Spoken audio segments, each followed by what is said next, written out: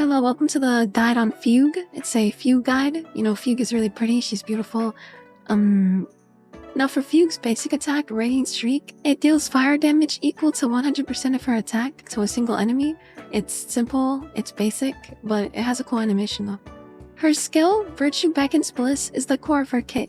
It grants an ally the Foxy and Prayer buff, boosting their break effect by 30% and letting them reduce toughness even against non-weak enemies, at 50% efficiency. Using her skill also puts Fugue into the Torrid Scorch state for 3 turns, which is key for unlocking her enhanced basic, which is Fiery Caress. It hits one target for 100% of her attack and adjacent enemies for 50%. Plus, whenever the ally with Foxy and Prayer attacks, Fugue has a guaranteed chance to reduce the enemy's defense by 18% for 2 turns. Okay, so for Fugue's ultimate, she deals fire damage equal to 200% of her attack to all enemies, and it ignores weakness dot 2, and when it breaks, obviously it does the fire weakness break. Okay, I'm gonna be honest, what is this ultimate? Like, even since the betas, I've been wondering what is up with her ultimate. I still don't think her ultimate is, anything to, think about at all, honestly. I don't know, this is such a mid-ultimate. It looks beautiful, though. I love the way this ultimate looks, but, I don't know, what do you guys think? I don't know. Yeah, I don't know. It's cool though. It's cool. Okay, so for Fugue's talent, it's all about enhancing break mechanics. So while she's on field, enemies get an additional toughness bar called Cloud Flame Luster, equal to 40% of their max toughness. It's basically XL toughness from that MOC cycle. And once you break their initial toughness bar, you can actually break them again because of her talent. So you can break enemies twice, which is actually huge. And that's not it. Whenever Fugue is on field, literally just for being on field, she has Super Break active. So you know how Harmony MC has to ult? She doesn't. And it's one instance of 100% Super Break damage. So yeah, she's pretty good. She's pretty good. Fugue's technique gives her team an advantage before the fight even begins. After using it, enemies in a certain area are inflicted with dazed for 10 seconds, preventing them from actively attacking you. And if you initiate combat with the dazed enemies, Fugue's action advances by 40%.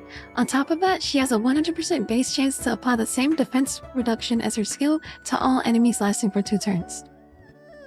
And it looks really cool.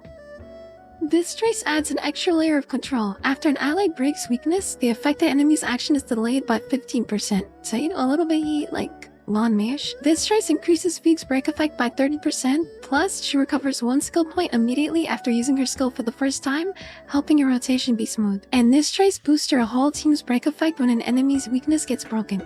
The bonus starts at 6% but can jump to 18% if Fugue's break effect hits 220% or higher, and it lasts for 2 turns. So definitely try to get that breakpoint. Fugue's E2 has a built-in DDD, so yeah.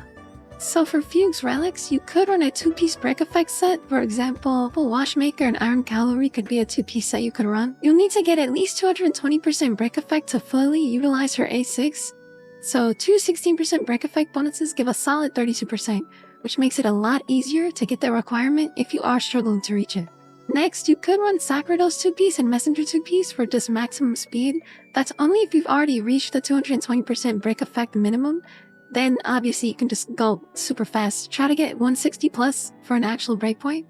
However, being slower might help in some cases since her skill duration decreases on her turn only, giving your DPS more time to attack while buffed. You could also go full damage with 4-piece cavalry set. Fugue naturally wants high break effect, so meeting the set's 150% break effect requirement is already pretty easy, and her A6 pushes her to 220%, so getting 250% to unlock the full set bonus is very achievable for Fugue. The super break from her talent pairs perfectly with this set, making her a really good break DPS. Next for her planar sets, a great one is Forge for speed-focused builds, especially if you need to hit specific speed breakpoints. Its main drawback is its reliance on fighting fire-weak enemies, which might limit its utility, but you can just pair Fugue with Firefly if you have her to help mitigate this by implanting fire weakness herself. Talia is also a versatile option that works well without restrictive conditions. Its only requirement is having 145 speed, which Fugue should naturally already be pretty fast, right? While it doesn't provide the 6% speed bonus like Forge, it's excellent with helping Fugue hit the crucial 220% break effect threshold. Now with Von Whack and Ushaka, these are situational picks, primarily for their 5% energy regen. Von Whack can help fast her setup, allowing Fugue to buff the DPS before their turn. However, her technique's 40% action advance reduces its value slightly, because she's already probably going first. Ushaka is less effective as its attack buff doesn't synergize well with most break-focused characters like Rappa. It might work better for versatile break DPS like Boot Hill, but Von Whack is generally better if you're going for one of these energy regen planars, but I'd say just go for Talia or Forge, yeah. Okay, so for my wife's best light cones, I think best in slot obviously is her signature, Long Road Leads Home. It provides the highest break effect among the Hility light cones, making it ideal for Fugue's playstyle. Additionally, it adds a debuff after weakness break that increases break damage dealt, further enhancing her utility. Solitary Healing is also a solid free-to-play option from her to shop. It grants 40% break effect at S5, though its dot bonus is less relevant since Fugue only applies dot on weakness breaks. Fermata is another free-to-play choice from the Forgotten Hall. It offers 32% break effect at S5 but lacks synergy with its secondary dot-focused effect. Use only if Solitary Healing is allocated to another unit. Resolution is also a good choice because the defense reduction its cone provides boosts break damage indirectly, improving Fugue's overall utility. However, it's a gacha exclusive, so raising it to S5 can be resource intensive. So I'd say if you can, go for her signature definitely. Otherwise, Solitary Healing is reliable and easy to get for free-to-play players. But if you have Resolution S5, then I'd say use it over Solitary Healing. Fugue pairs best with Rappa, solving her lack of a consistent weakness implant and supporting during downtime when Rappa isn't ulting.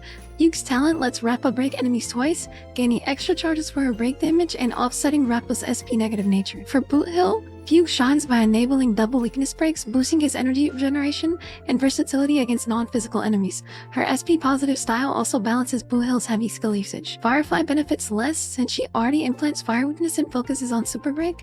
While Fugue allows double breaks, her utility is outclassed by supports like Harmony MC and Firefly's playstyle. Okay, so let me know if you guys are pulling Fugue, if you already pulled Fugue, you know, how you guys are enjoying her. Was she worth it? I think she's worth it. I can't pull her because I'm actually saving for Harda, so yeah. But I'll get her on rerun because she's amazing, and I'm really hungry, so